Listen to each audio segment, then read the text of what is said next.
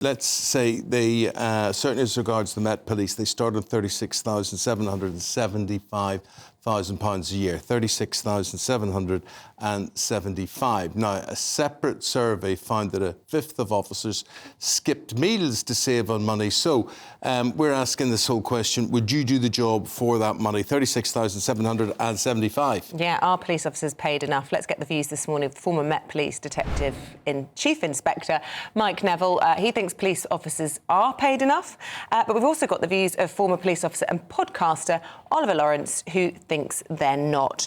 Well, let's start with you, Mike. Put the case then. 36 grand is enough to put yourself in harm's way, is it? Of course it is. You don't become a soldier or a nurse or a police officer to make money. You do it to service. Service before self is the Royal British Legion motto, and that's what I've always believed in. My whole family have always served in the armed forces or the police. My daughter is a nurse. My son is a teacher. You do these things for the good of the community. You've got enough money. I don't believe any officer is missing meals and things like that. There's enough. There's also enough overtime and things like that. But when you join the police, the pay isn't a secret. It's there. You know what you're going to get. The trouble is with the police is they're recruiting the wrong people. They're recruiting students and the like. They're not recruiting as many ex-armed forces as they used to do, people who are committed to serving the community. And that's what you should do when you join the police. It's not a matter of money. You should have enough money to survive on, which I believe that amount of money is. But your commitment should be to the public, not yourself. You know, a lot of what you say makes sense, but a lot of what you say is just rubbish, basically, Mike, because I wouldn't do that job to be faced with the dregs of society day after day after day, the worst face of society, people spitting in my face, insulting me, going to attack me, whatever. Worse than ever. And you say that they're not recruiting enough ex-forces or whatever, probably because when people left the forces, they were being paid much more than they're getting when they're joining the police, Mike. No? Not at all, Eamon. Not at all, Eamon. You get less money. You look at the money the private soldier gets, it's probably about half of that.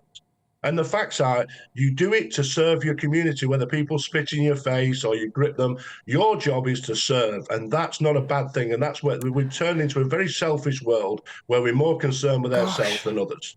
OK, well, Oliver, I mean, those are some pretty strong words there. It's sort of implying that police officers that are thinking of quitting are almost mercenaries, you know, money-grabbing, selfish, but people are saying they're skipping meals. They can't afford to live on it. We all know how expensive the capital is to live in.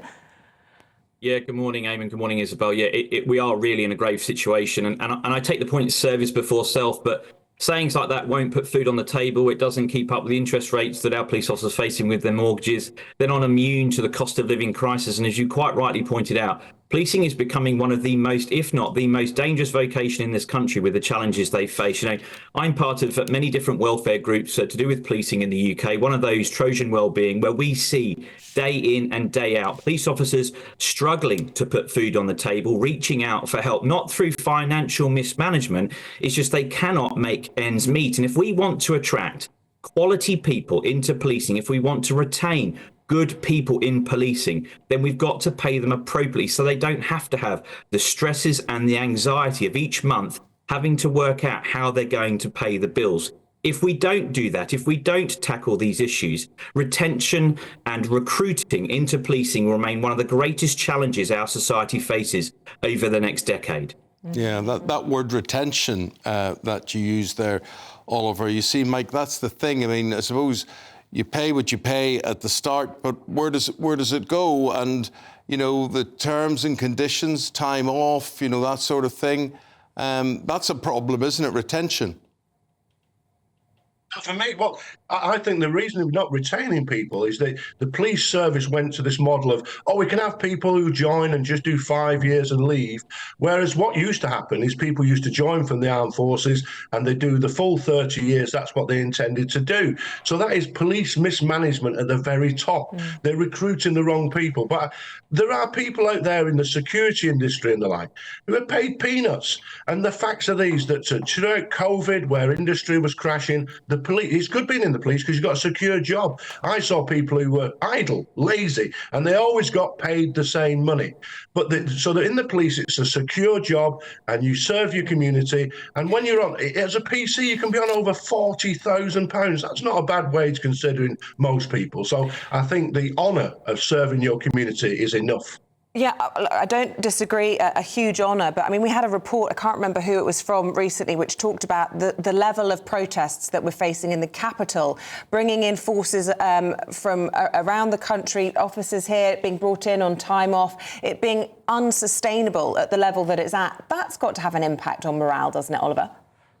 It has a huge impact on morale, Isabel. And you look at the sacrifices that not only police officers are making, but their families are making. You know, when you start to look at the hours and the commitment required, you know, policing is not a 9 till 5 job. You know, you've got investigators, homicide detectives working hours and hours and hours to solve some of the biggest challenges London's communities face. And all of those efforts and all of these investigations and all these protests they take part, they take a toll on officer welfare.